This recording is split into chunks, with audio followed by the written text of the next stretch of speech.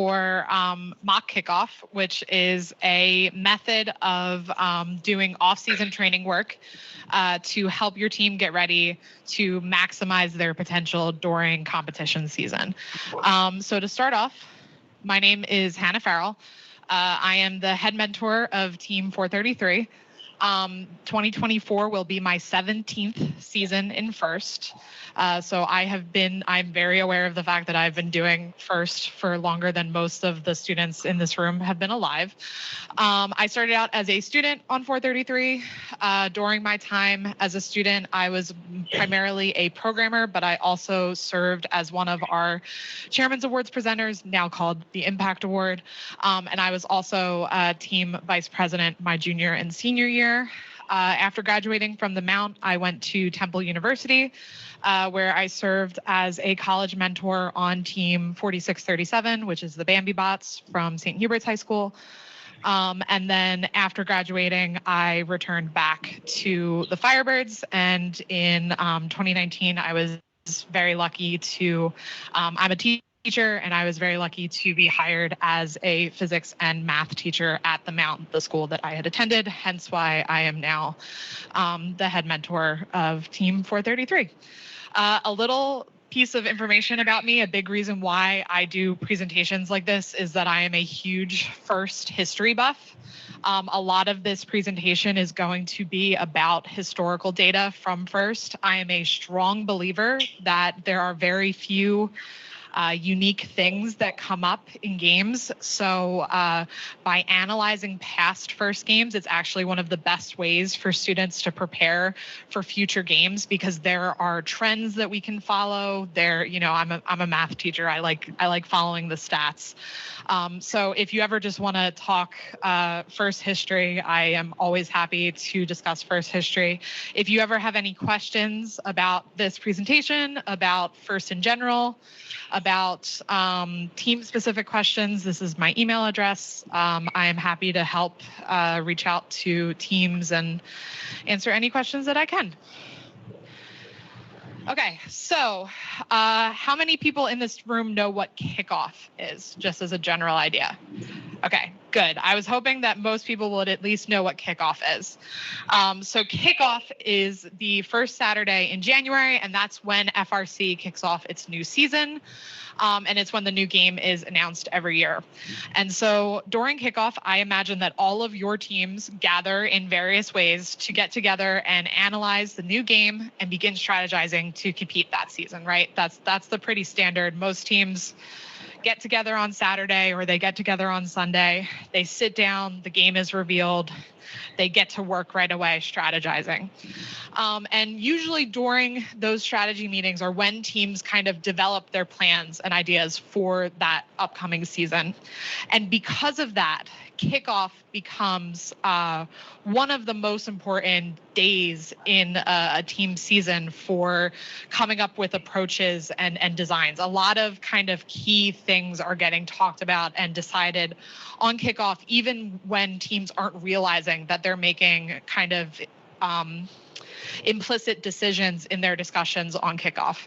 So the reason why in 2017, we started doing mock kickoffs on Team 433 is that I started to realize that we were having these super important conversations on kickoff, and not everybody sort of knew what we were talking about. And so mock kickoffs allow us to practice that process, because you don't wait until build season to teach someone how to use a saw, right? You don't wait until build season to teach someone how to download Java. We're already doing kind of these off-season trainings on our teams for new students for the build and for programming and for impact. And so why aren't we also practicing our strategizing skills? So the idea of mock kickoff was a way to get people thinking and practicing strategizing in the off season, so that once real kickoff comes around, everyone is better prepared and better informed. So I am a strong believer that practice makes perfect. And I'm also a strong believer that being able to analyze a game can make or break a team's season, right? So an informed designer leads to better designs. What I mean by that is that you don't need to reinvent the wheel in FRC. A lot of times when you look at styles of play that develop, a lot of times when you look at games in meta kind of form, you realize that the top teams are drawing from previous designs. A lot of teams, whether they're going back and they're looking at their own team's designs from previous games, or they're going back and looking at other teams' designs from previous games. And so that institutional knowledge can be taught. It doesn't have to be something that is just kind of gained through experience. Like, you can make targeted learning activities that teach those older designs to students, so that when they experience a new game for the first time, they have a whole library of kind of solutions that worked in previous games that they're ready to not only discuss but improve upon. Okay. So, like I said, I'm a stat nerd, math teacher. So a little bit of when I think about how to quantify whether or not mock kickoffs actually help. So I took a little bit of the data before I got involved in Firebirds as a mentor, and kind of post getting involved in Firebirds as a mentor.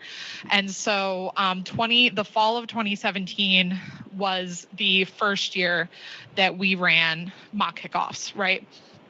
And so you can kind of see, as you go through those more recent years, the trend goes from when I first started on 433, we were playing, 2 or 3 events a season and not making eliminations at all, or we were making eliminations as the second pick of the 8th Alliance and getting knocked out, right?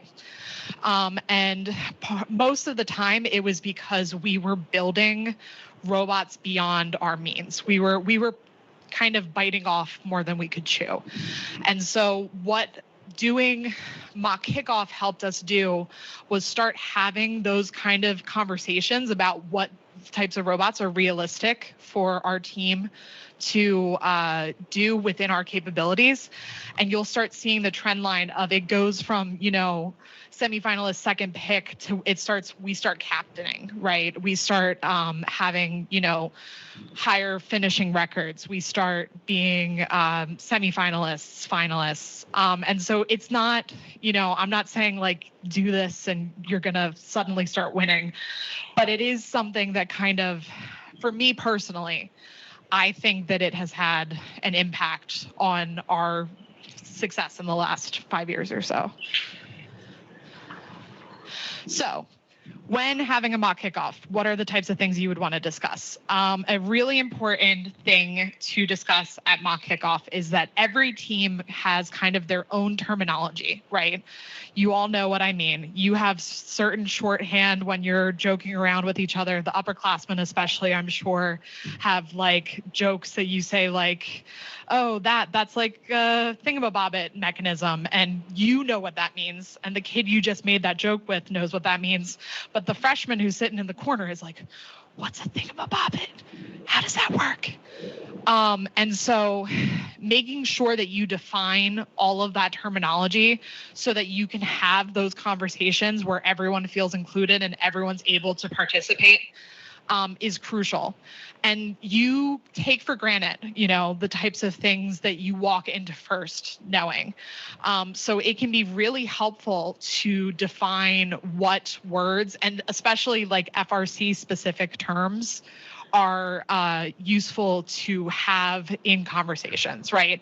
So if you are including everyone in your kickoff discussion and you're going on a tangent where you're talking about all the ways that, we're going to use the WPI library this year, how many people in this room know what the WPI library is, if I say that? Okay, so that's a really great example, right? So the WPI library is a programming library that is supplied by Worcester University, Worcester Polytechnic Institute, so WPI, and it's actually a resource available to all teams that a lot of programming teams use and use is as part of their code. But if you're not a programmer, like, you might not know what that is. So like, you could be suggesting something and the person's in the corner like, I don't know what they're talking about. So it's important to kind of make sure that everybody's on the same page. When you're doing a mock kickoff, I like to do slides just like this, where I define some of the terminology that we're going to be talking about. You can make it as broad or as specific as you need to based off of your audience. If you're doing a presentation to primarily returning students and you want to do less terminology, that's okay. If you're doing a presentation to an entire room of rookies and you want to do all terminology, that's okay too. And it's really important when you're deciding what to discuss in your mock kickoff that you think about how your team approaches the actual kickoff, right? And so you want to explain that process to the group that you're presenting to. You want to model that process as closely as possible. And so when you're going through the mock kickoff exercise, it's important to kind of make the students involved feel like they're actually experiencing what a kickoff will look like with your team, so that when they go through an actual kickoff, it allows them to be like, okay, this is familiar. I remember doing this. I know how this works.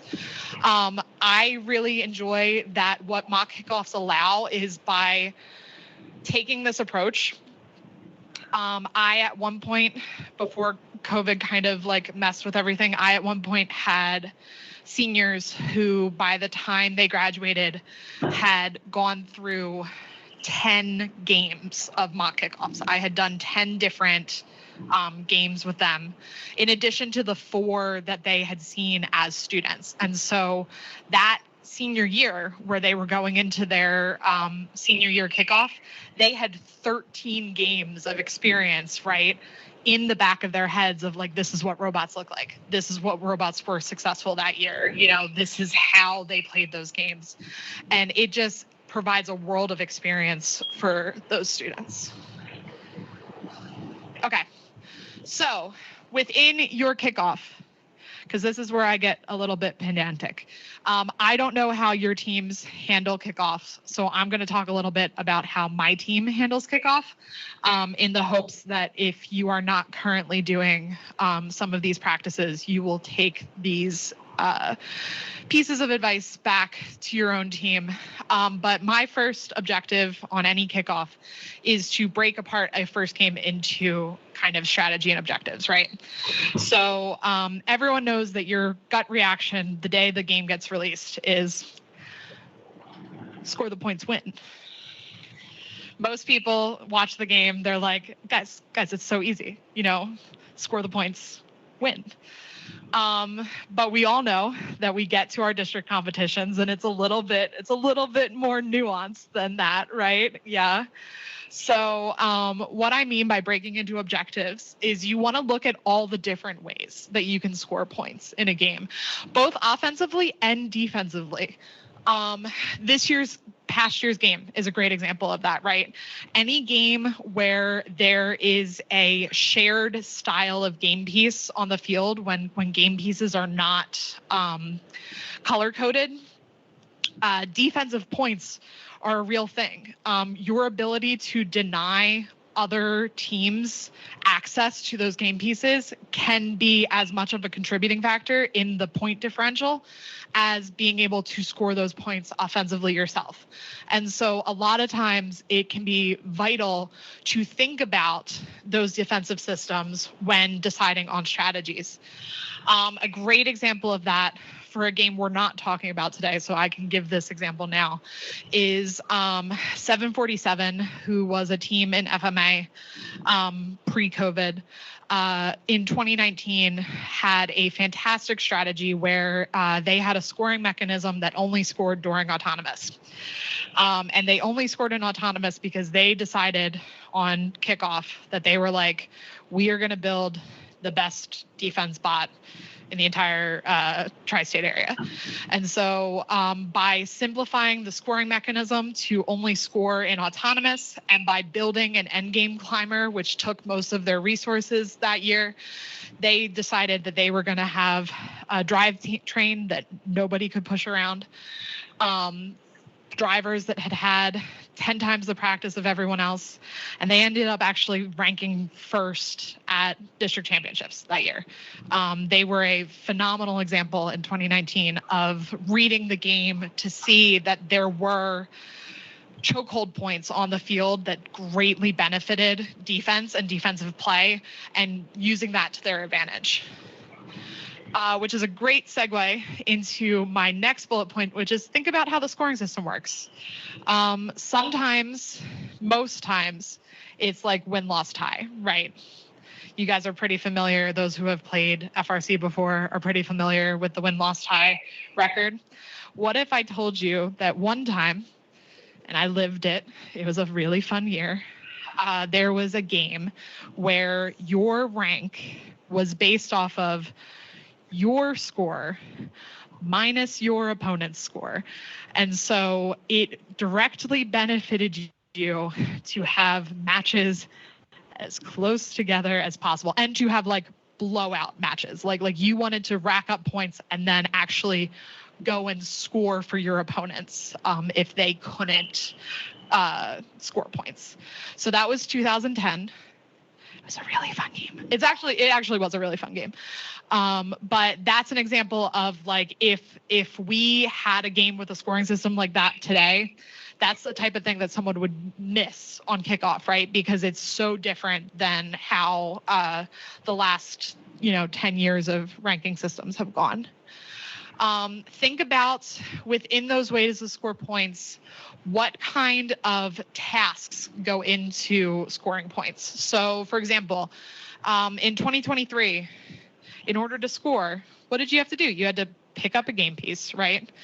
You had to transport it safely, which was not easy to do. I mean, how many people this year had a moment where they were driving across the field and they had their cone and they were like, I have this cone so well. And then you got hit by another robot and it went flying to the other side of the stadium. Yeah. It's not always the easiest thing to transport it safely. And then also position yourself into a scoring location, right? So that one action of like scoring a game piece takes multiple steps, and those multiple steps actually require multiple subsystems. So a big part of deciding what kind of your overall general strategy should be in a first season is to think about realistic expectations. So Karthik Kanazabathy is a mentor on 1114 Symbotics, which is a team in Canada who is probably one of the best FRC teams in the world. And every year at championships, Karthik gives a presentation about strategies and designing and kind of effective planning for seasons. And his golden rule is that it's fundamental that teams need to build within their limits. His actual golden rule states that if you have 30 units of robot, right? 30 units of robot, and you have 30 units of manpower, essentially. It is way, way, way better to have 3 units that run at a 10 out of 10 than it is to have 6 units that run at a 5 out of 10. So it's being mindful that very rarely can a jack of all trade robot be successful, right? It's making sure that you are designing within your own team's capabilities. And so what that really means is being mindful of the types of things your team already knows how to do, right? Of the types of things you are confident that you can execute within a build season. And a lot of times people get nervous when I say this bullet point, right? Because people are like, well, how are we ever going to get better, Ms. Farrell? How are we ever going to get better if we build within only our team's capabilities? oh, I want everybody to get better. That's what the off season is for. That's what mock kickoff is for. So spending targeted time in the off season researching drivetrains, researching mechanisms and how to build them, having a group of students trained in CAD. Those are the ways you build up your team capabilities so that in the actual build season, you are pulling from past experience. January 6th is probably not a good time to start Swerve Drive if you've never had Swerve Drive before, right? January 6th is probably not a good time to be setting up your carbon fiber 3D printers if you've never used carbon fiber 3D printers before. But August, September, perfect time to be doing those things. And because you have spent those times learning those things in the off season, now those get to be considered part of your capabilities during the build season. So yes, I'm all for getting better, trying new things, trying things you've never tried before. I'm just a little more conservative about trying those things in the actual build season. What that essentially boils down to is you're going to have design trade-offs. I know I keep going back to 2019. It's probably because it's one of my all-time favorite first games. But in 2019, my team decided that based off of our woman power for that build season, we probably weren't going to be able to build a mechanism that could reach both the top of the rocket. So for those who have not seen the 2019 game before, there was about 50 different places to score on that field that year. Most of them were about 3 feet off the ground, and then like 6 of them total were like taller than that. And there was also an end game objective where you had to be able to like climb up a set of stairs for fixed amounts of points. So my team that year decided that we felt devoting attention and time to that climbing mechanism was a better use of our resources than taking the time to have our delivery mechanism go those extra levels to the top of the scoring locations. And I think that was pretty successful.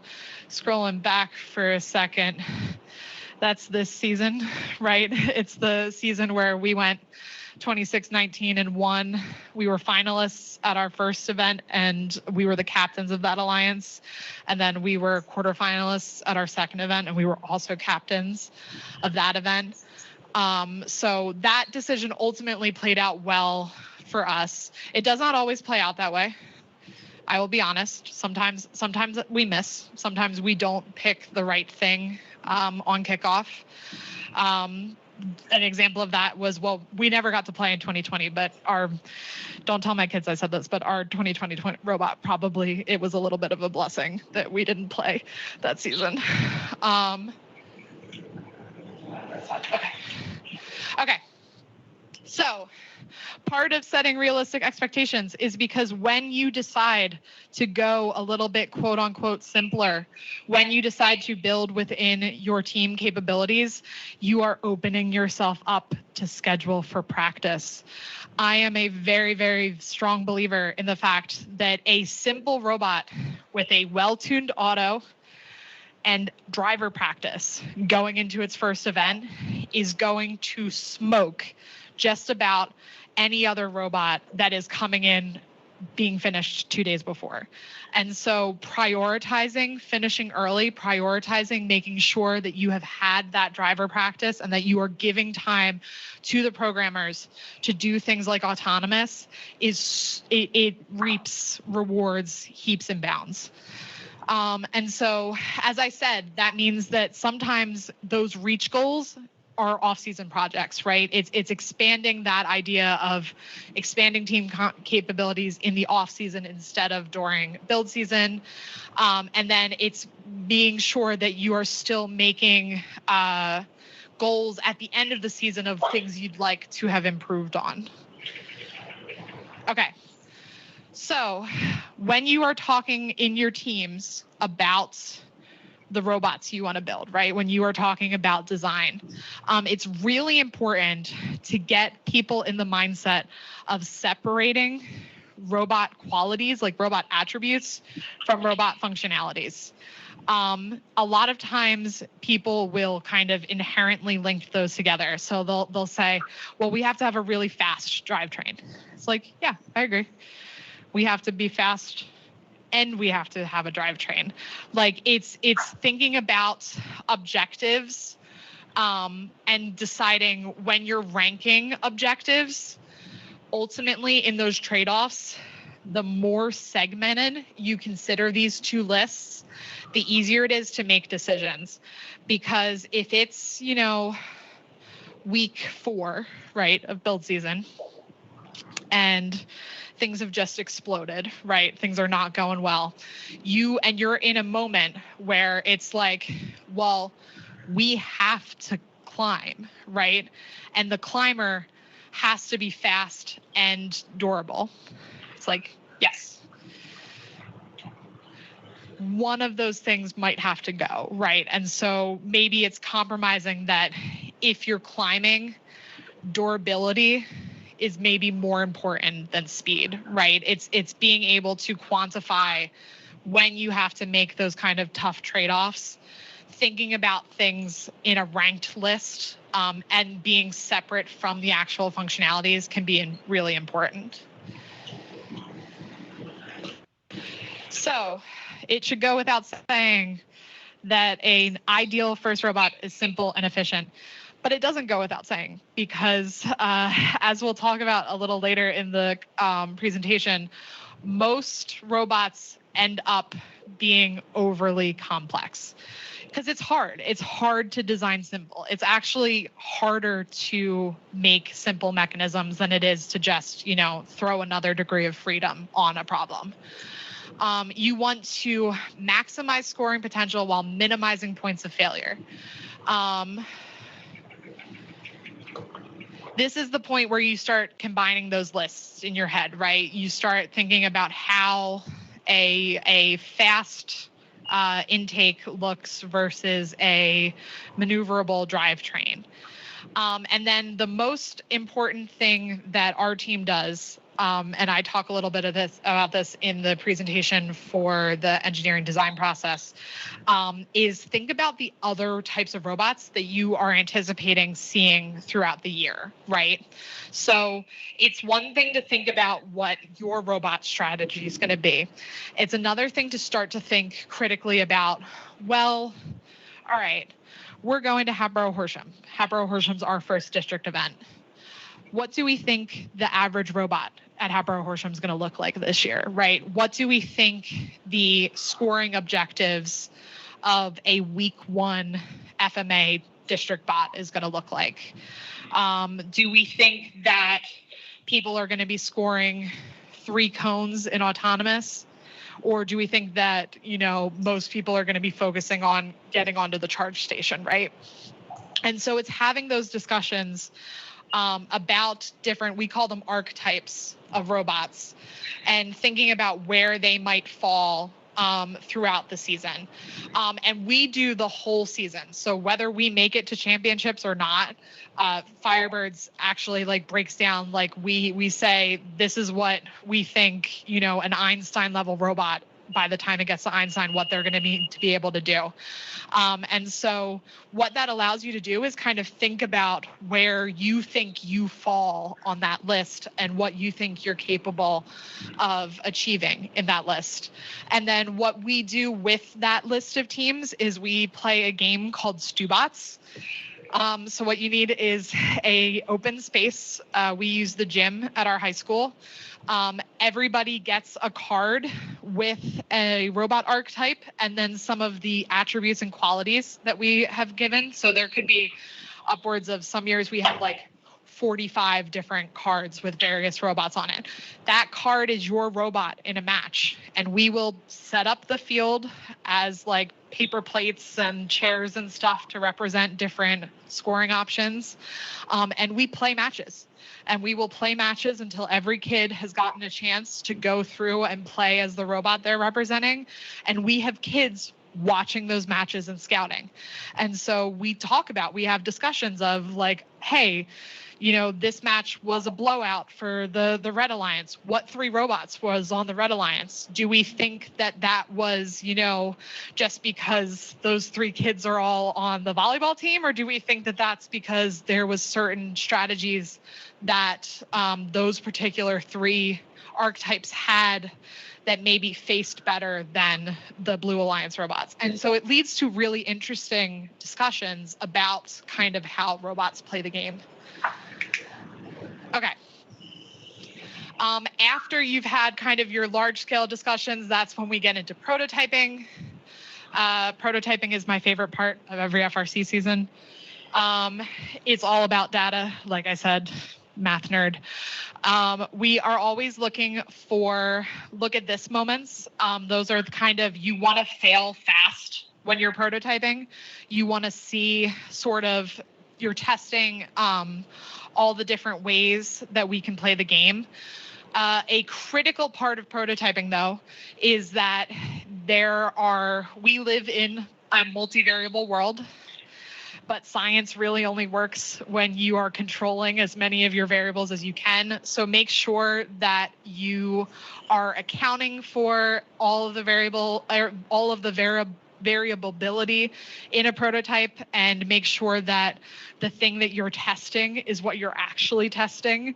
A really common example of that is I once worked with a rookie team who they were like, our intake is so good, Miss Farrell. They're like, we've got it. I'm like, great. You've used it with a bumper, right? They're like, what's a bumper? And I'm like, oh, I had a feeling we were going to have this conversation. It's making sure that you're not running a prototype in a vacuum, right? You're thinking about how does it interact with the carpet on the floor if it's an intake? How does it interact with the bumper if it's an intake? How does one system feed into another system? And kind of coming up with conceptualizing ideas. And then we want stuff to break.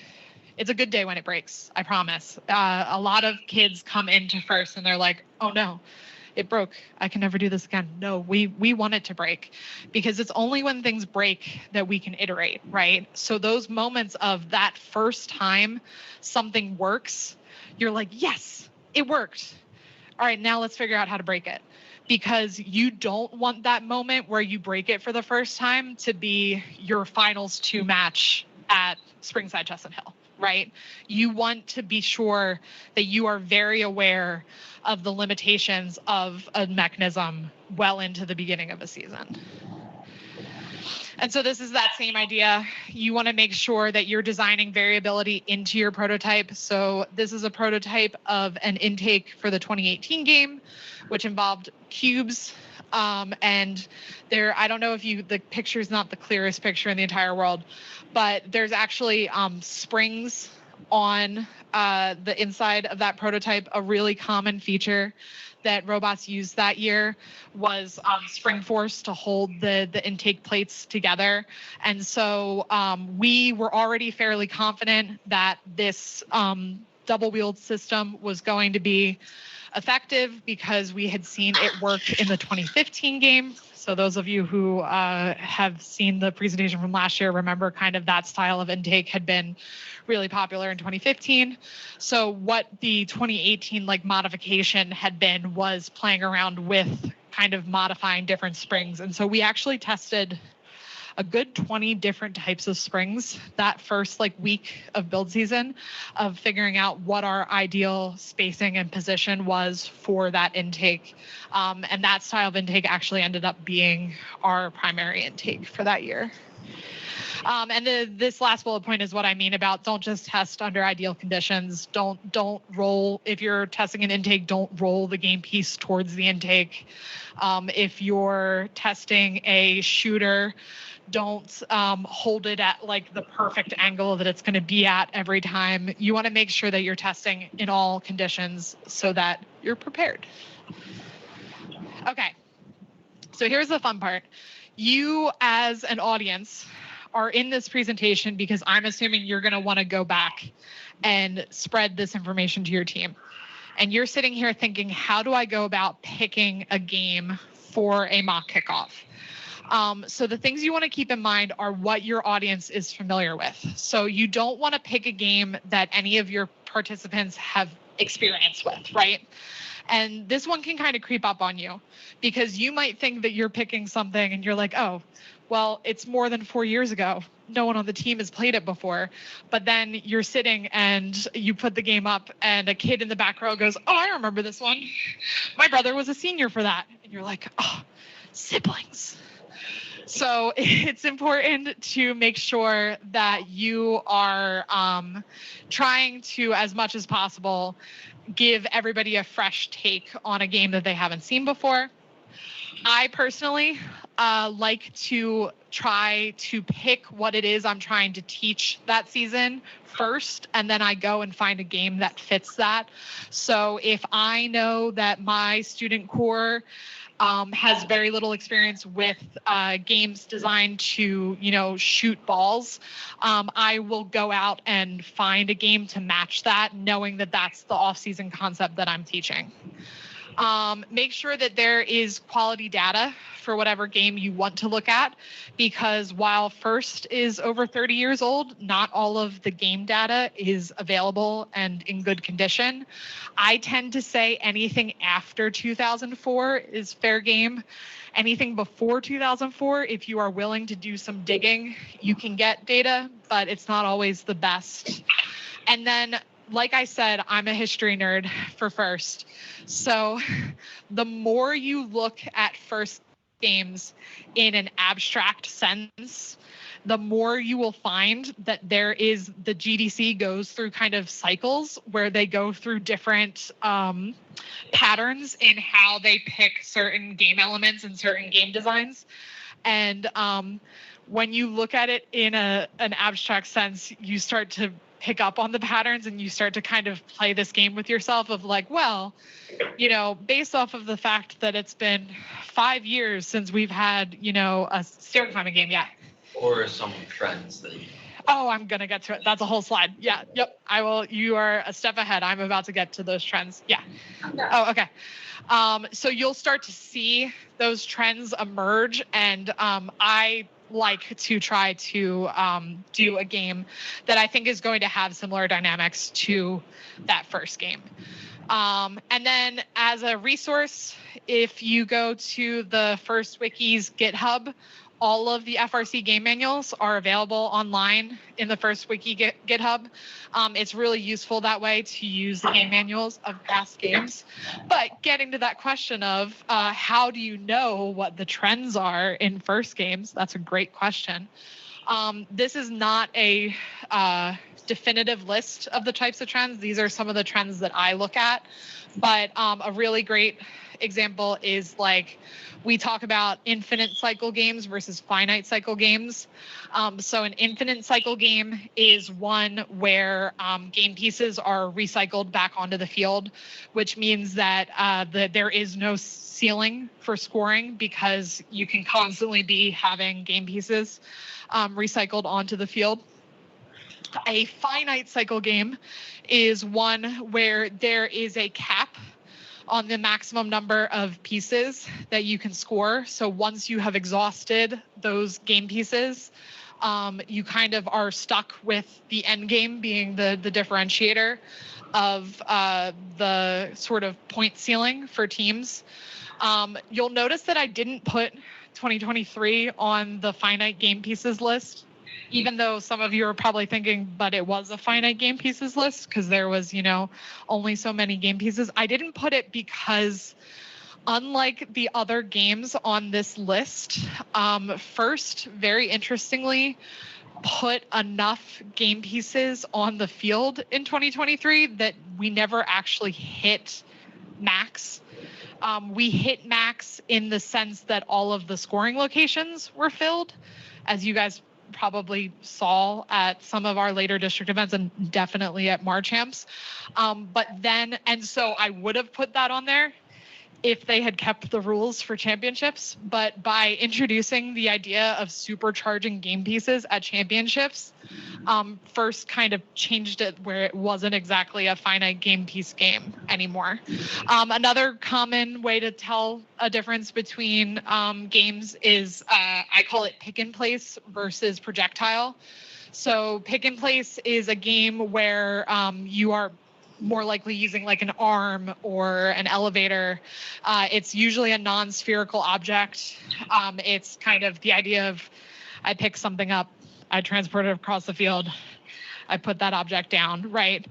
Another great example of a projectile game is really anything where we are shooting objects, right? Whether it's, for the most part, spheres, or in 2013 we were shooting frisbees, so discs, but it's flinging something through the air, right? As you can see, there are way more projectile games than there are pick and place games over the kind of total history of First. The next way I sort of divide things is open field versus obstacles. So I define a open field as anything where you can go from one side of the field to the other side of the field kind of unimpeded. So examples of that are 2014, 2011, 2006. Don't get me wrong, those fields had things on them, but they weren't really slowing down people's abilities to drive across the field. And then obstacles, I don't always mean things that you physically had to navigate over. A really great example of that is that in 2017, it wasn't that you had to like traverse anything, but there were these giant like field elements in the middle of the field, which obstructed driver view and therefore sort of serves as an obstacle. Okay, and then the other really common one that you'll see people define the difference of is one type of game piece versus multiple type of game piece. And there's really three categories of that. There's games where you have one style of game piece.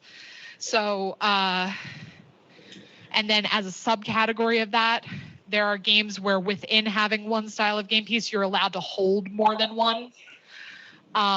And the other style is that in the multiple game piece games, it's like last year where there's cubes and cones, or in 2017, there was fuel and gears, or in 2011, there was multiple different types of tubes, right? It's having game pieces that probably require nuance to be able to design to handle both types of game pieces. And then in endgames, this is the one that people are always really surprised by, because not everybody is as reductionist as I am in how I'm describing these endgames. Because if you look at like the 2016 game versus the 2017 game versus the 2018 game, they're like, Hannah, what are you talking about? Those are very different climbing games. I'm like, are they though? There's a bar. There's your robot. Robot goes up bar. Climb. So that is kind of the most common type of endgame is some type of climbing element. I'd say the second most common is sort of climbing ramps or stairs. My favorite is actually the seesaw. So I was actually pretty happy last season that we had the seesaw element of, Oh, okay. Has anyone in this room ever seen a mini bot before? One. Did you play the 2011 season? I came in the year after. Okay. So 2011, to date myself, please don't figure out my age based off this, but 2011 was my senior year of high school. The mini bots was in an attempt to build goodwill between FRC and FTC that year. First launched a program where they were like, there's a component of the FRC game where you need an FTC robot to climb up a 10-foot pole on a field and score the fastest one up the pole won the race. And so there were 4 poles, and you got like 50 points for being the first one up the pole, and then it went like 50, 40, 30, 20, and it was like a race, right? It was so fun, guys. Why haven't we done it again? Oh, that's a good question. My personal theory, we went a little crazy, FRC in general. By the end of the season, people were using stored power to essentially like spring launch them up, and so they were going, because FRC is a game of efficiency, right? So it's a game of maximizing any task, right? So by the end of the season, teams had figured out ways to get mini bots to the top of the pole in like a 1/10 of a second. And First was like, this was not what we thought was going to happen. I think that's why they haven't done it since. I would love if they did something like a mini bot again, but yeah. Well, I don't know if I'm summoning it this year, but I would love to see mini bots happen again. But okay. And then the last kind of way to describe games and break them down is different like ranking systems. Like I said, there's win-loss tie. There's win-loss tie with ranking points, which is what pretty much everyone in this room has played. There's also win-loss tie with cooperation bonuses, which is when there is an objective on the field that both teams in theory have to do to get one of the ranking points. 2023 technically had that. I should probably add 2023 to both spots, but in actuality, in the actual like meta of 2023, I don't think most of you were thinking about when you were going to score on the center grid and whether you knew that like both alliances had to score. You guys were just scoring where you could score to get points, and then it was a nice bonus that everybody had scored in the cooperation grid. That was a thing. Yeah, exactly. I totally agree. It was huge at half hour, and then the rest of the weeks it was like, competition grid. Whereas in 2012, for context, if you were not balancing on the end game teeter-totter with a team from the other alliance at the end, if you weren't doing the cooperation balance, like you were not ranking well at your event. Like it was like way too heavily weighted in that regard. So this is my last slide for this part of the presentation on my own time. I have a couple minutes for questions about this part. So this part is all about like how you pick a game, types of stuff to talk about. So we can do questions now, and then we'll get into the actual like mock kickoff game. Yeah. Do you have any sort of prediction? I do have predictions for this year. Yeah. And part of that'll be a little bit of like what the game I picked is. When you guys hear the name Crescendo, what do you think? Okay. Yeah. Crescendo is like an increase. Right. Yeah. I was thinking of knitting. That's crochet. Yeah. Yeah. It is a big ending. Yeah. Water?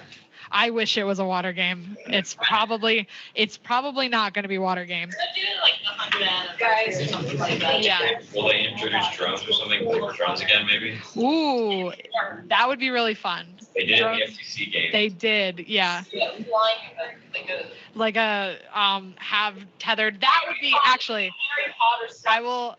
I will go on the record right now. If First brings back mini bots in the future, I personally think the way they will bring back mini bots is there will be like an aerial component. There'll be like drones that you have to build. Should I just Yeah. put a DJI on it? I have one. I don't know. Yeah. So anyway, so when you see the Crescendo logo, I don't know if you guys have seen it yet, but it kind of is like laid out like the word is then, and then it drops off, and then it goes like this again, and it's like crescendo written in that. I think there's going to be ramps. I think that it's been a really long time since we had a terrain game. It's been a really long time since we had like obstacles that you had to get over.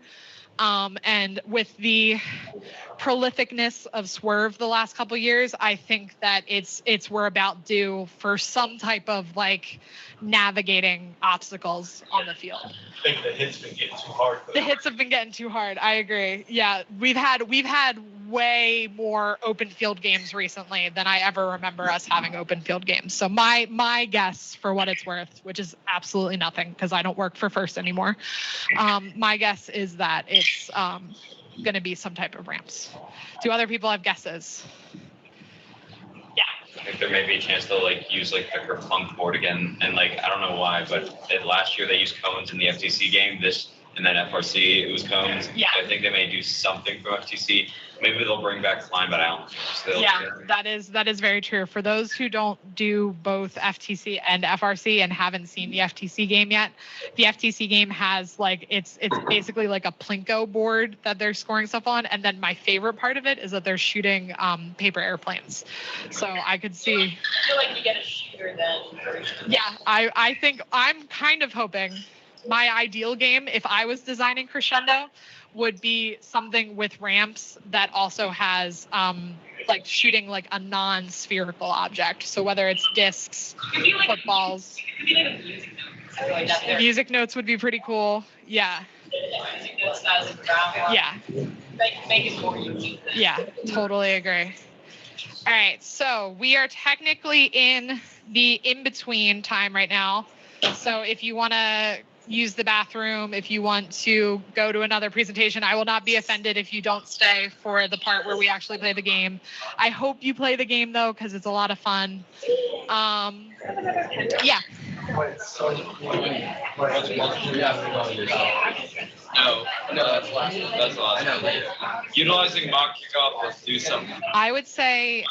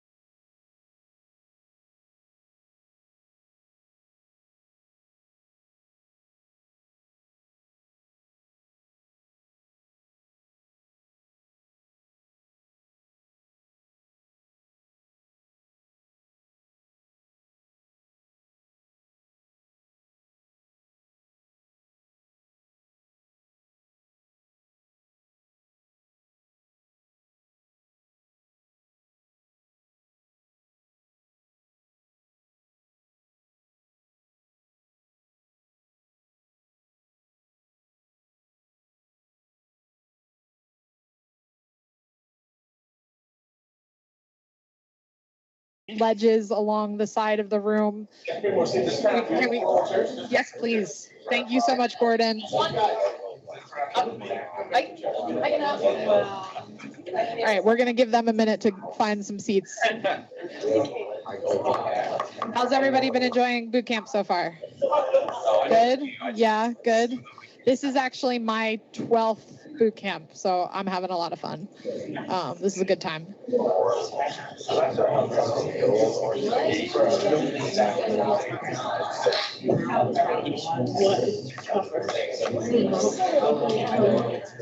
So like if you try to stay in fast or like try to stay in like you're having risk of screwing up. You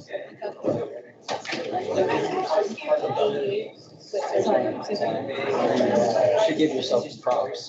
This is the first presentation.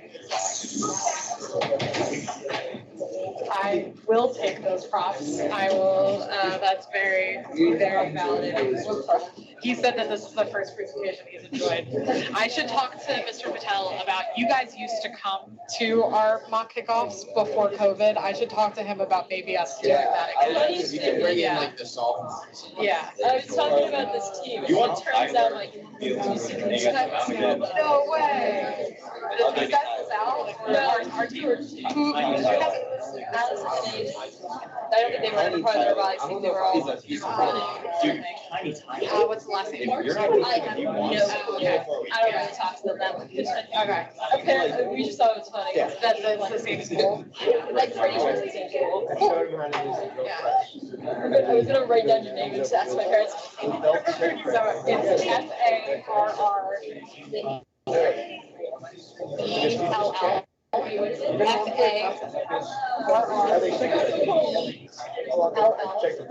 And I teach math and physics. Yeah, I would have taught. If they had me, they would have had me for like freshman algebra. Oh, really? Yeah.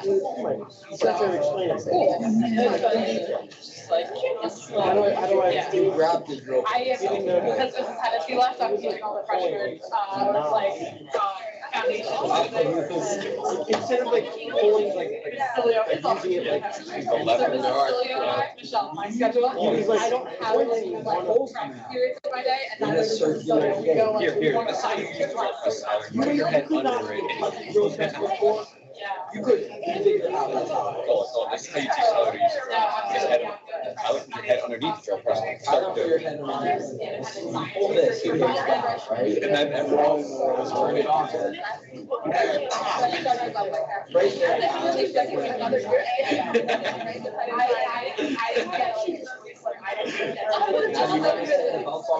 Oh, I would have taught the physics too. Like it was like no, there's yeah. That's like all right. I think we're just about ready to get started. We are. Yay. Okay. Welcome to the second part of our mock kickoff presentation, where we actually do a mock kickoff. So to quickly summarize for our new members in the audience, what a mock kickoff is it is a pretend kickoff of a past game that we are going to look at and analyze and discuss so that all the students and mentors in this room are hopefully leaving with new knowledge and information about ways that first games have been played in the past. In a moment, I'm about to show you guys a game because I have a magic time machine. And we're going to be transported back in time to a previous kickoff. And we're going to break into some small groups, discuss the game that we're going to talk about. And then the best part of having a time machine is we get to skip to the end of that season, right? So we're going to actually get to look at some robots that played that game that year and discuss how your strategies and ideas sort of reflect what the real world consequences of those ideas were. As a warning, though, so a lot of you guys are probably at most seniors in high school, right? How many seniors are there in the room? Okay. You live in the age of brushless motors and FRC. You live in the age of COTS mechanisms that can do amazing things. You live in the age when at-home 3D printers are getting more and more common every year. Bear in mind all of those things when you look at a game. So when you see robots that we're going to see at the end here, if you are watching these games and you're watching those robots and you're thinking to yourself, that was dumb. Why didn't they just use Swerve Drive specialties and do Swerve and get all of the points? It didn't exist, okay? So make sure that you are thinking about the technology that was available at the time of that game versus the technology that is available now.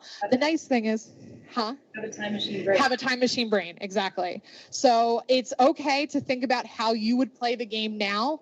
That's totally fine. I want to hear all those things about what types of COTS parts you would utilize or how you would stick a Falcon on it to solve that problem. What I don't want to hear is like, why didn't that team do this? Because they didn't have it. 9 times out of 10, the answer is because they did not have that available as an option. So do not criticize the past. They were working with the best that they had available at that time. But that is enough talking from me. It's time for Magic Time Machine. So we are going to imagine that we are back in January of 2006. So how many of you were alive in January of 2006? We can use Swerve Drive again. Let's go. For the next year. Yeah, okay. Good. I'm glad that we are everybody for the most part in this room. So imagine for a second that it is January of 2006 and First has just announced the game for that year, Aim High. And so here is the game animation for that game. If it works. It'll load, yeah.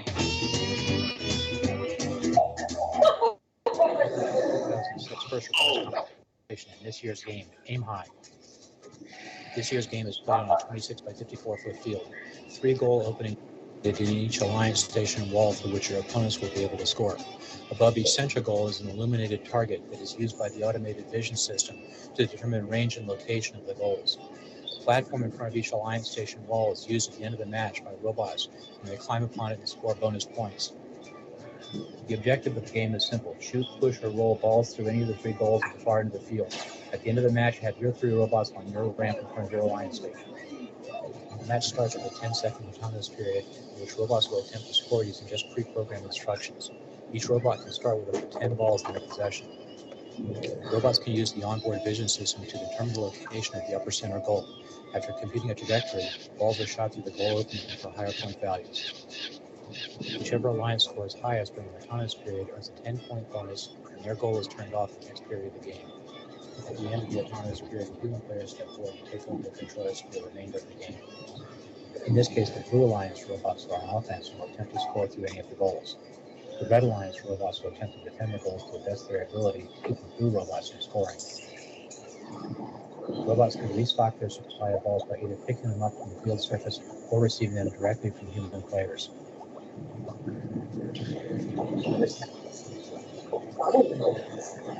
At all times during this period, one robot from the defending alliance must remain at the far end of the field and cannot cross the midfield line. For the next period of the game, the roles are reversed as the offensive alliance goes on defense and vice versa. Thus, every robot will have to have both offensive and defensive capabilities. Robots will also have to be robust to withstand impacts from other robots and the occasional flying ball. During the final period of the game, both goals are turned back on and both alliances can score. During this last 40-second period, teams will need to keep a careful eye on the clock. They want to score as many points as possible, while leaving themselves enough time to get back to their own end of the field and put 1, 2, or all 3 robots up on the platform for bonus points.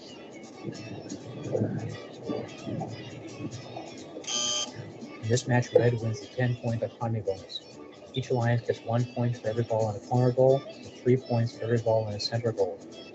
Red has all 3 robots on the platform for a 25-point bonus and wins the match 74-70. Good luck, and we'll see you at the competition. So I'm going to play it one more time so that people can kind of see.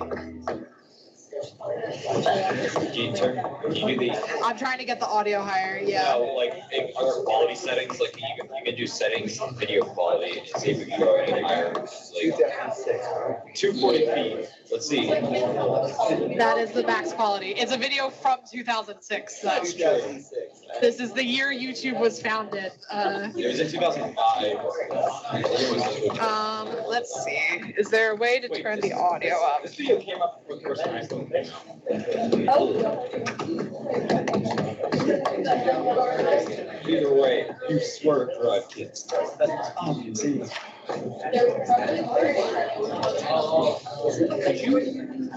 want to. I'm doing fun this year since I have a printer. Oh, yeah, what? What's it called? So, I've got a bunch Welcome to the 2006 First Robotics competition in this year's game, Aim High. This year's game is played on a 26 by 54 foot field. 3 goal openings are located in each alliance station wall from which your opponents will be able to score. Above each central goal is an illuminated target that is used by the automated vision system to determine range and location of the goals. The platform in front of each alliance station wall is used at the end of the match by robots, and they climb upon it to score bonus points.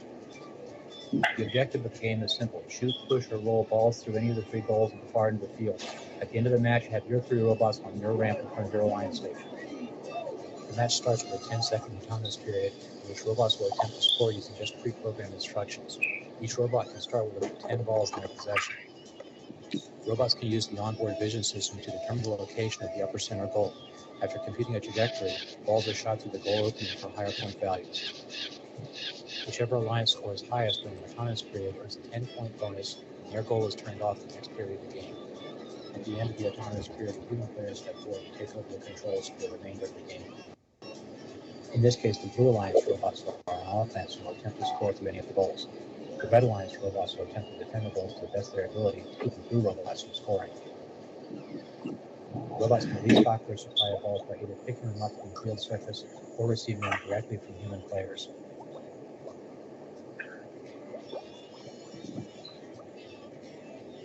At all times during this period, one robot from the defending alliance must remain at the far end of the field and cannot cross the midfield line. For the next period of the game, the roles are reversed as the offensive alliance goes on defense and vice versa. Thus, every robot will have to have both the offensive and defensive capabilities.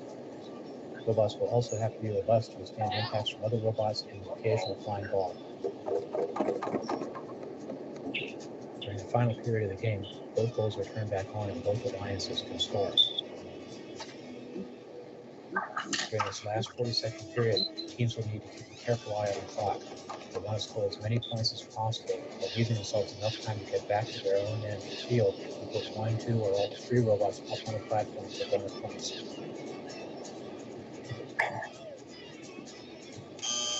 In this match, red wins the 10-point autonomy bonus. Each alliance gets 1 point for every ball in a corner goal and 3 points for every ball in a center goal. Red has all 3 robots on the platform for a 25-point bonus and wins the match 74-7. Good luck, and we'll see you at the competition.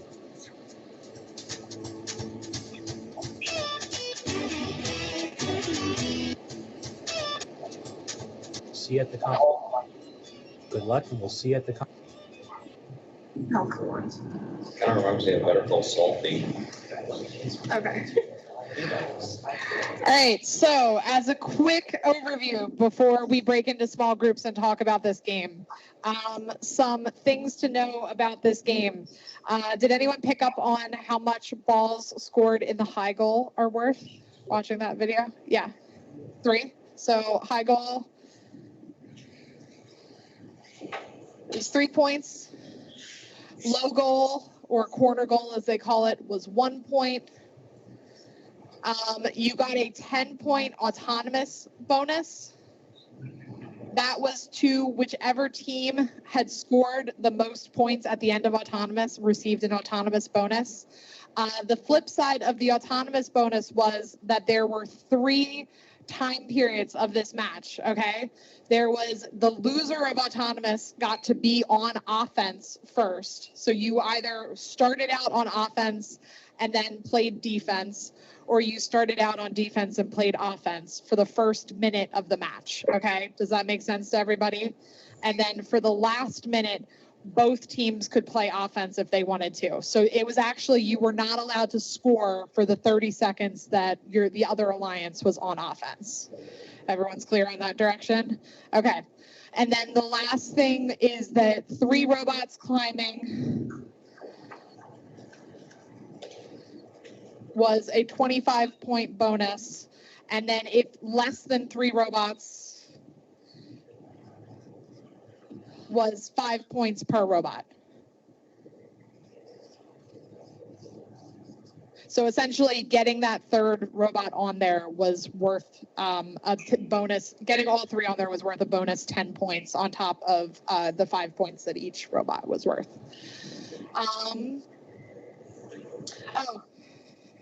The ramp was a 60-degree incline. And I believe it was 2 feet off the ground.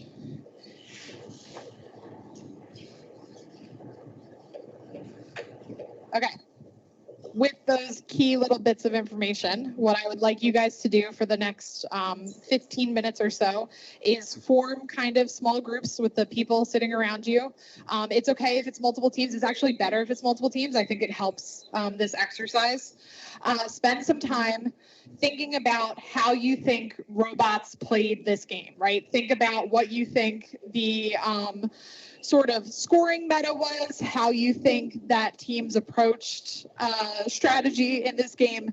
And then as you kind of figure out your strategies, start talking about what you think robot mechanisms may have looked like back in 2006. Or think about what you would build if you were playing this game today, okay? So have some discussions about what you think sort of the strategies and approaches to this game would be. You can, if you use that side. So don't erase my info that people need to be able to. Whiteboards look way better than pencil than writing on paper or using a chalk. Granted, using a smartboard is like the best one with the markers, but like we don't have the budget for that. Yeah, you're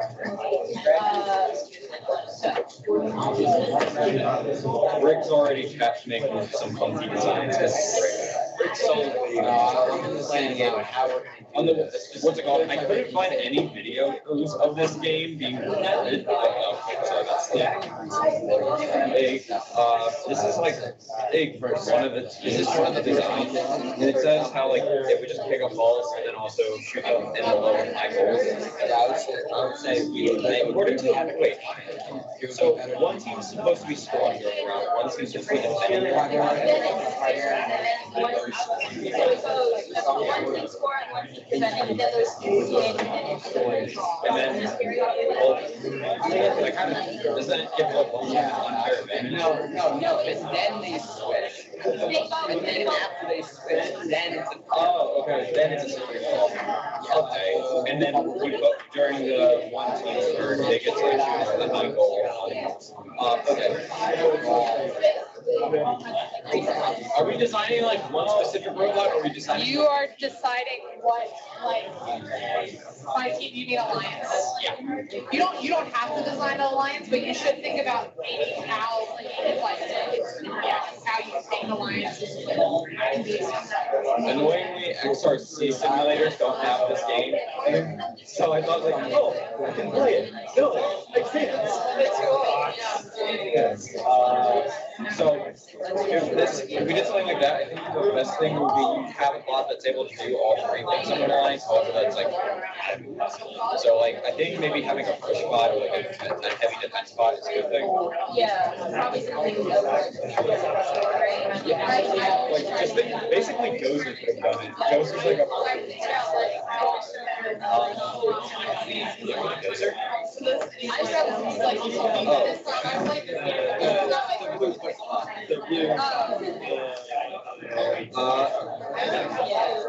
Don't converse with the AI. Right. Dozer Cruiser is the FRC model, but the funny part about it is that he's in every single game in every video every single year. And the reason, and the 1 year he got removed, everyone was outraged by it, so everyone fell in love with the character. He's been every single game reveal video for FTC and LRC.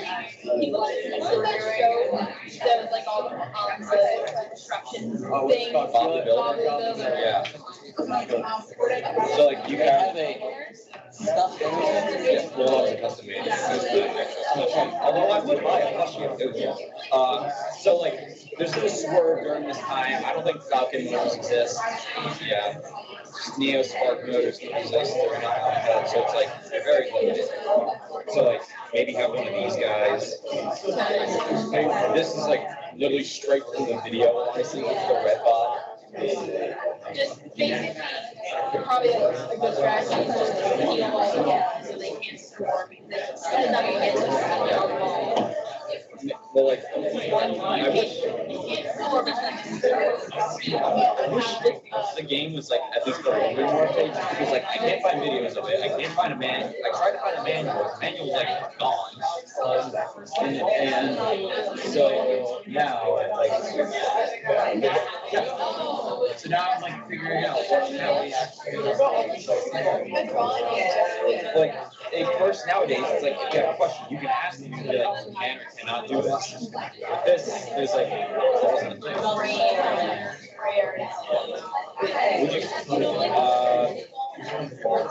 you might need hand drive.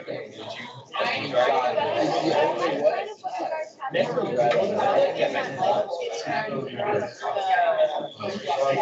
like the user just like a car? Yeah, treat like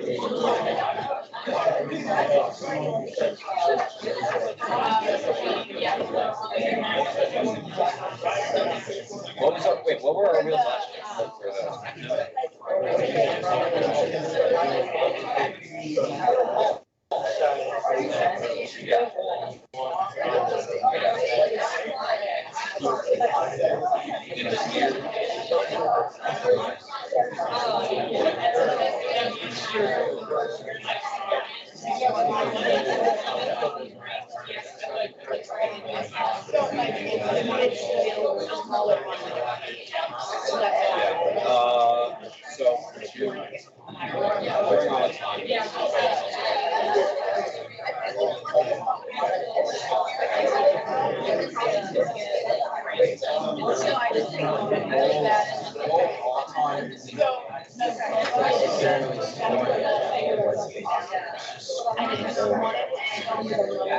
that's scoring as many points as possible. Did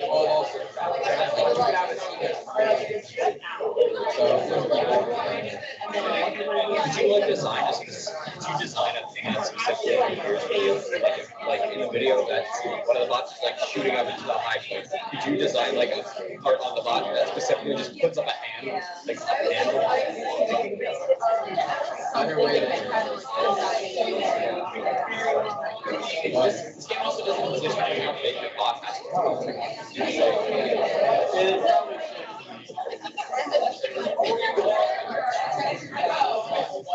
It did say, could it expand out?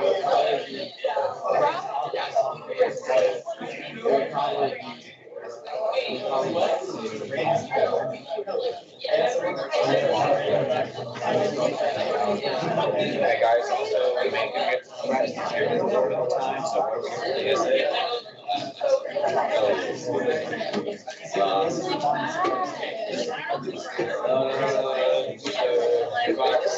Are we like using basically like the chassis that we have designed for the freshmen, basically, like one of those chassis? I don't feel like anymore for you, like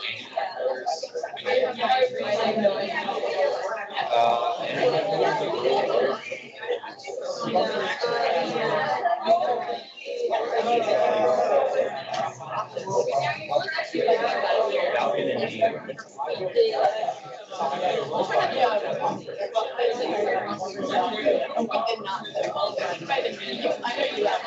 Like when you say controversy, you probably go let it fire or what?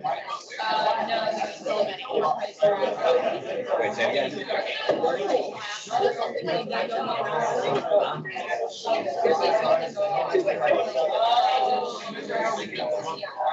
You sure you're not thinking of Apple? Apple phones? I'm not sure. That was something that said to me last year.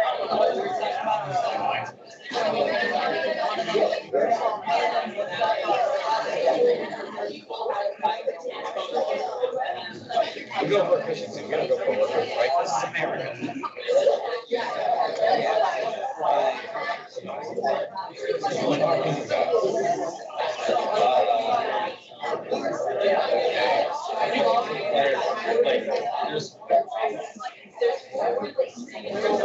So there's a driver, an operator, human player, right coach, captain, I guess, technician.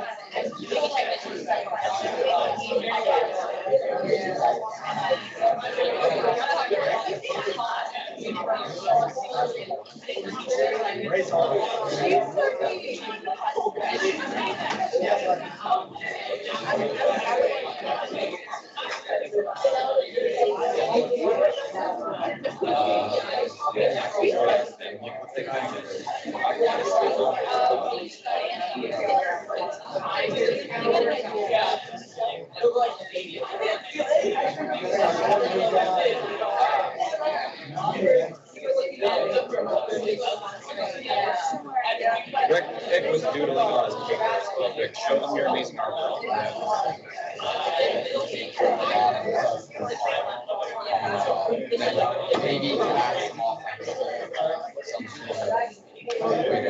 You could also maybe have like redesigning like a single model we make more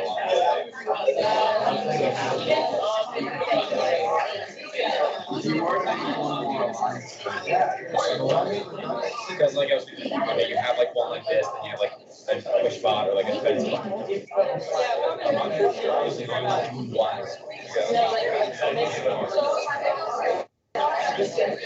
Like I was just thinking, like you have this, then you have dosers, then you have like also there's like no game to win this game.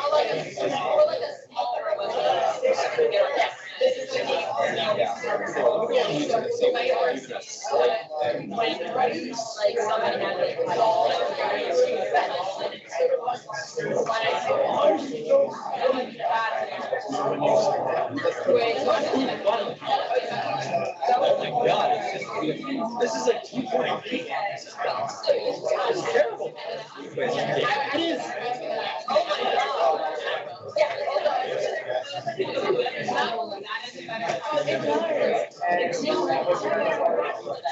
Bro, it feels like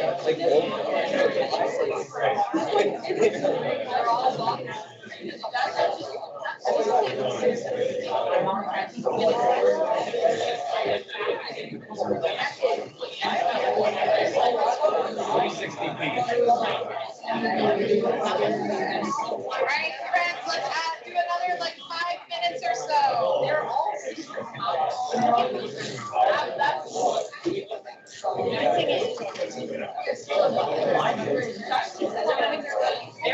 Can everyone see this well? Like, Greg, you good? You good?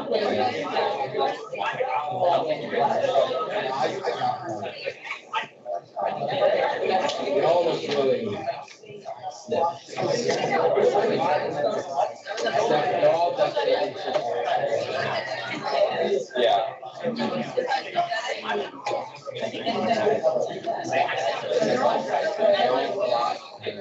So I would say about 5 more minutes, of discussion. Yes.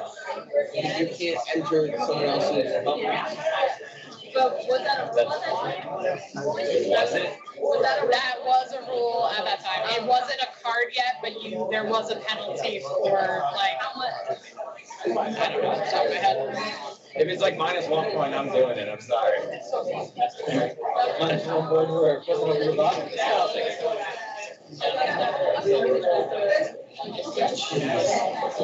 It's game. I looked at the score.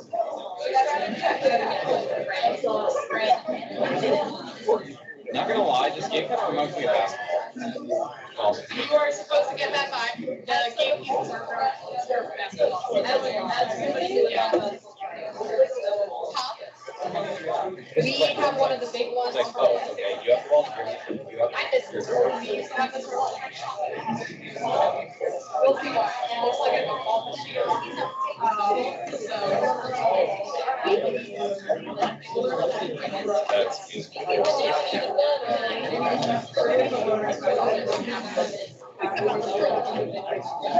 the way, I'm assuming you're all trying to get this notification.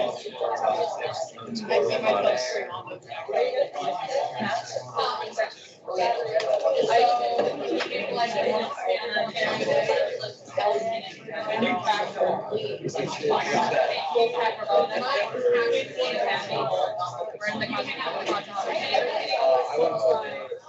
School, Taylor.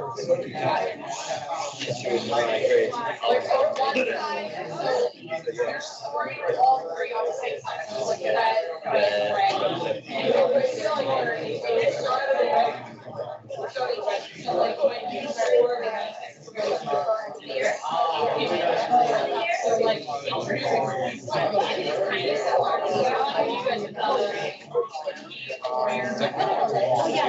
Superficial years, 3 years. Because freshman year, where they didn't let you be a pro FTC, they wanted you to be a part of FTC and all that. But I just kept hearing at the meetings, unorthodox. We just built the chest. Yeah, we just did battle lines at the end of the year. We put a chop saw.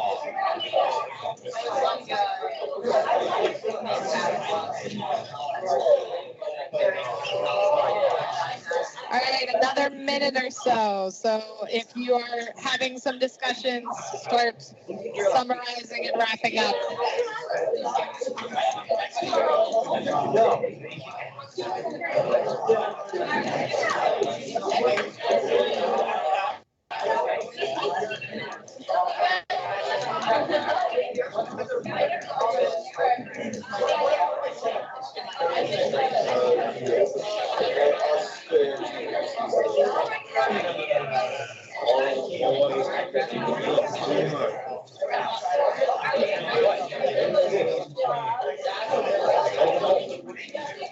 All right, if I could have the attention back to the front of the room. Thank you very much. So the next portion of this is going to be a little bit of a group discussion about what each of the tables sort of discussed and came up with as you were analyzing the game. So we're just going to go around the room, have each group present out. If your group does not want to present out, that's okay. This is not school. I'm not grading you. I'm not going to force you to present out. But I heard a lot of really great discussions going on, so I wanted to make sure that all of the groups kind of heard everybody else's thoughts. So is there one particular group that wants to volunteer to go first before I assign somebody? There's no right or wrong answer for this, guys. This is not a test. This is just your opinions. Anybody? Anybody? Yeah, you guys were going to be who I picked anyway, so. Okay. So when we took a minute and analyzed the situation, we were I think you did mention it, that was just, so, yeah, I could speak louder without this, but, so essentially what we did is we just decided we'd have a ground intake, and from that we had a spiral structure building up to the top, which would hold all the balls, and then if needed, it would, in my eyes, I was planning on a more defensive, low scoring, kind of interrupt the other team's play by collecting as much balls as possible and getting more to low goals, yeah. And if need be, find a way to shoot from the top of the spiral. Awesome. All right, which group wants to go next? Yeah. I was kind of thinking if you could get the robot to have some sort of, I don't know if this would be allowed or if it would be too autonomous, but for when it has balls to target the high goal and mathematically shoot towards it. So the person driving doesn't have to do anything other than like push a button. And if possible, you could get it to be complex enough and shoot while moving to make it kind of harder to defend against. And then also, like 60 degrees is a very steep incline, so it needs some drive power. I agree. Which group wants to go next? This one right here. Greg or Julian. So our group was, well, we kind of, all of us agreed that we wanted the robots to be mainly offensive and have lots of agility around the field. Correct. We were thinking on the lines of like, basically kind of like a magazine in the middle and then just a shooter on top. Correct. With tank drive, and that's it. Nice. Any preference on wheel size on your tank drive?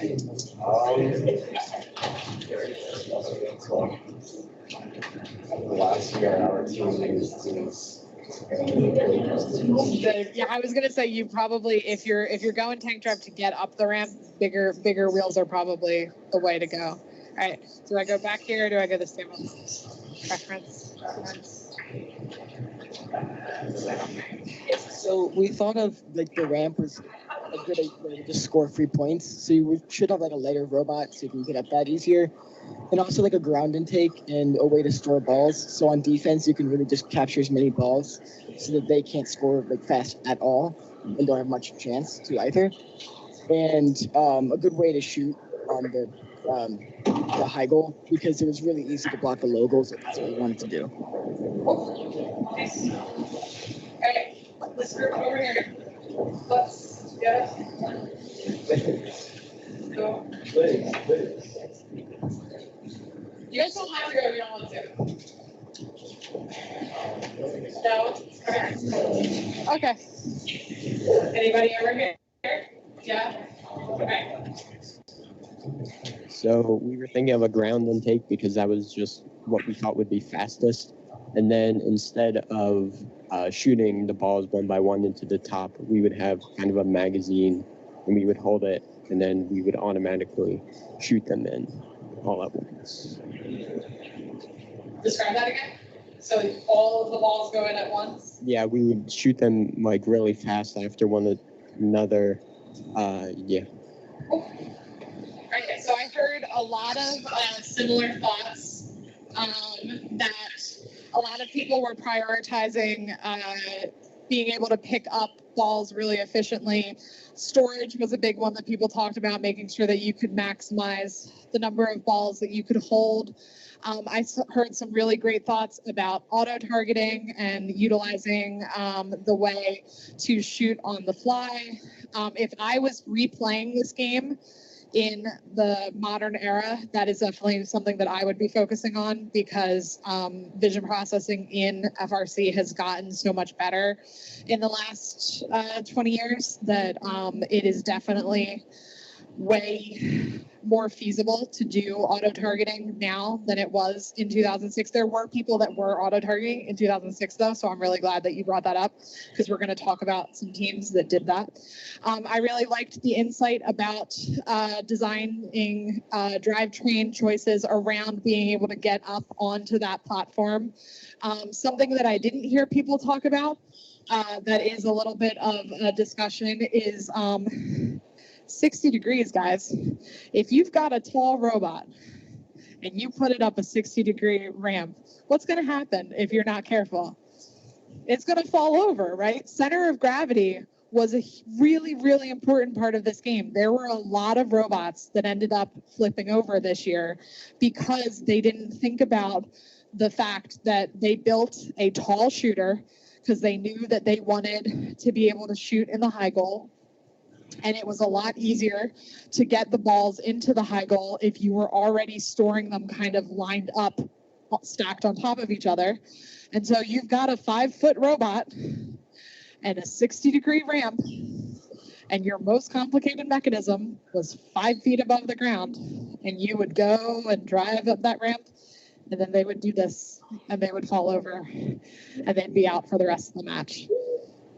So, like I said at the beginning of the presentation, the nicest thing about a time machine is that we get to look at some actual robots now that played this game. So the first two we're going to look at are two of my favorite local teams. Are there any Cybersonics in the room? Because I know that some of them are here today, so I wasn't sure if they were going to be in the room. So on the left of this picture, we have Team 103, which is the Cybersonics. On the right of this picture, we have Team 365, which is Mo. Both of them are, I would say, perennial powerhouses in FMA, and so they're always really good examples that I can use for these slideshows of kind of good examples for FMA robots. Both of these robots did really, really well at the local regionals that year. This game actually predates districts in FMA, so we don't actually go to districts until 2012.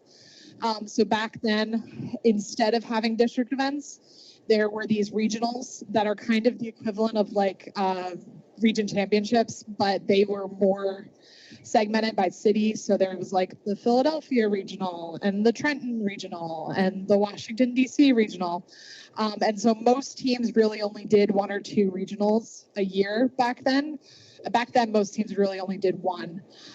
Both of these teams qualified for championships at their respective regional that year, and then actually made it to the division playoffs at championships.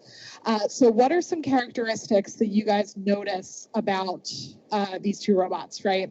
Low to the ground. Mo is definitely low to the ground, yeah. It's not like super short, but I would say this was probably closer to like 4 feet tall. Anybody notice anything about their like storage system? Look familiar? It is a laundry hamper, right? Do you guys notice that? It's a wire rim laundry hamper, which was really great because it meant that it would expand when you added balls into it, right? It was a really creative solution that year. And so their strategy was that they would run right up to where the human player was, and they would have the human player load in from above. So they would just go to the opposite side of the field, wait for their human player.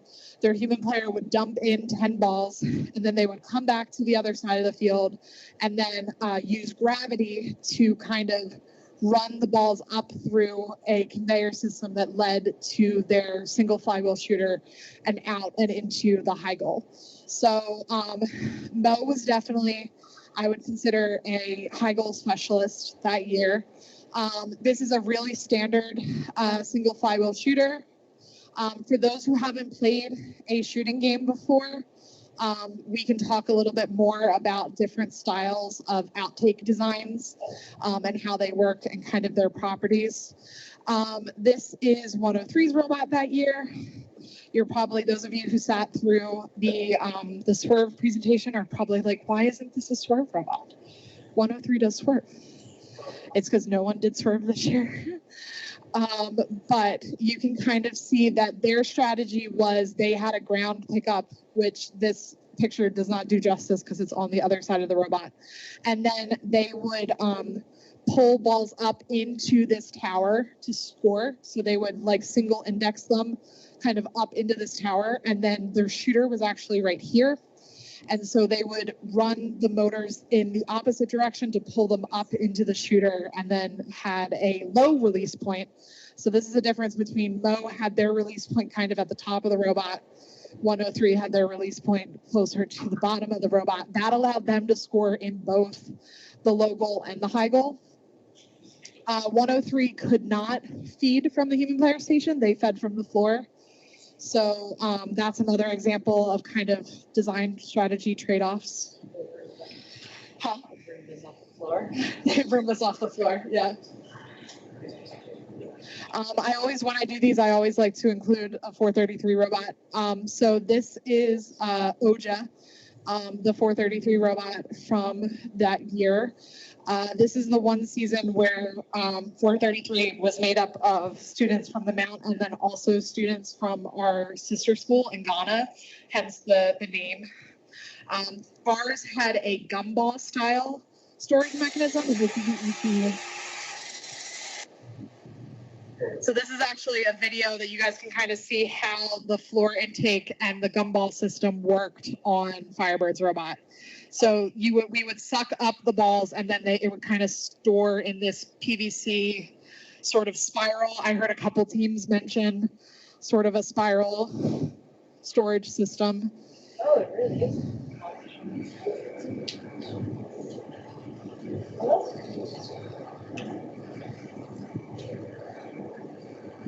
Like 103, 433 could not pick up from the human player that year. We relied solely on a ground intake.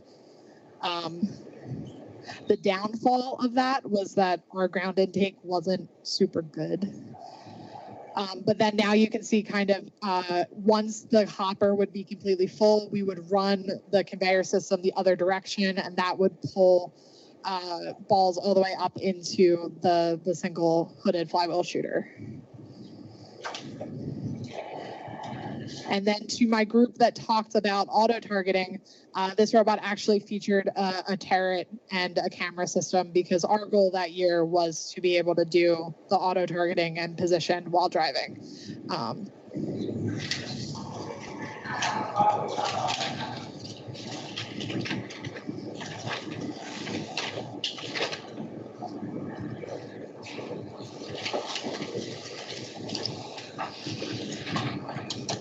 So in the interest of time, I'm going to go to the next slide, but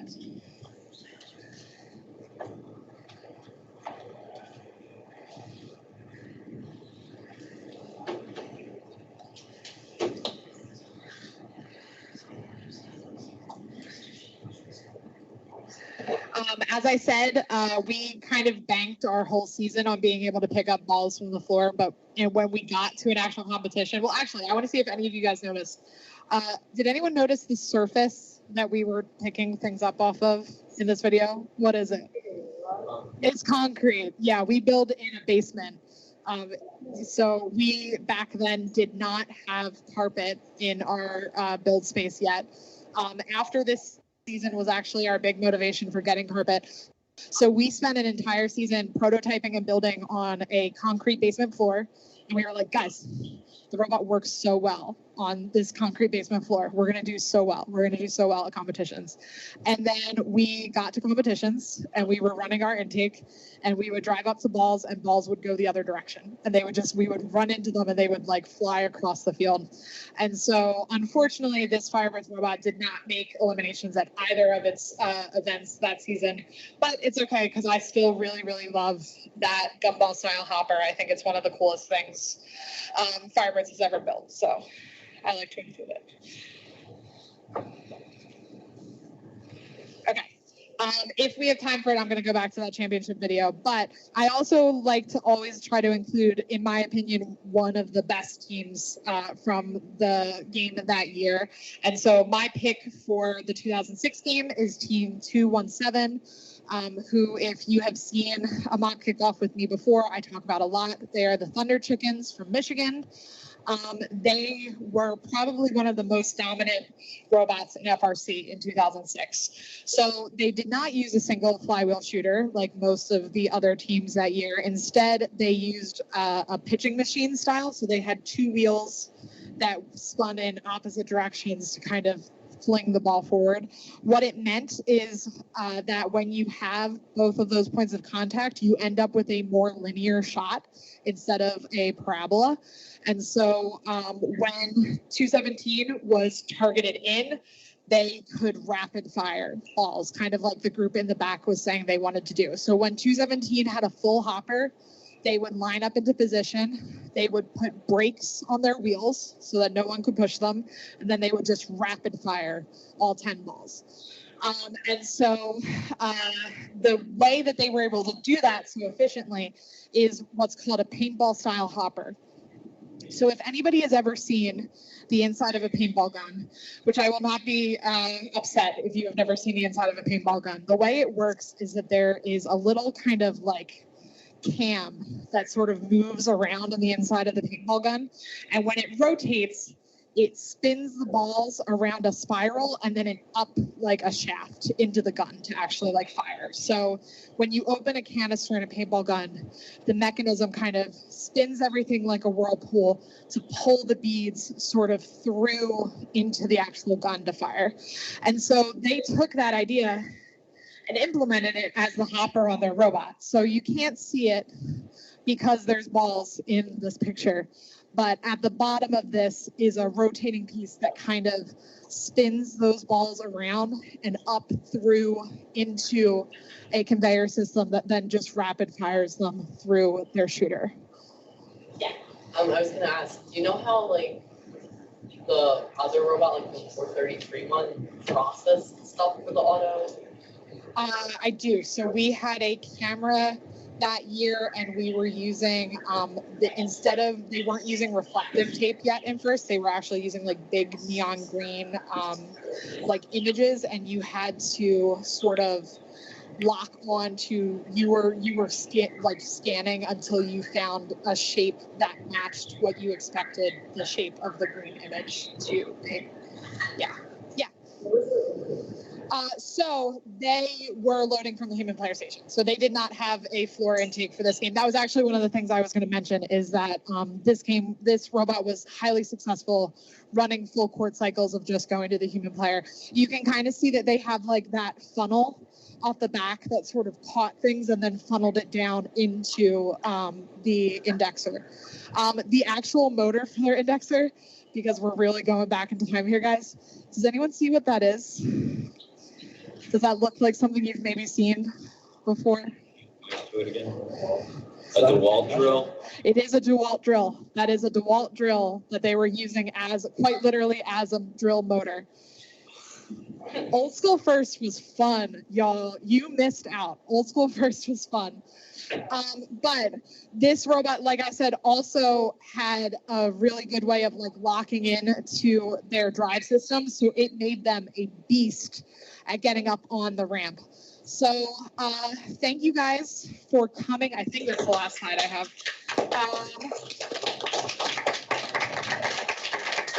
If you are interested in further reading, I am nothing but an amalgamation of these three very smart men who are up on this board where I have gotten a lot of my ideas over the years. So feel free to take pictures of those links.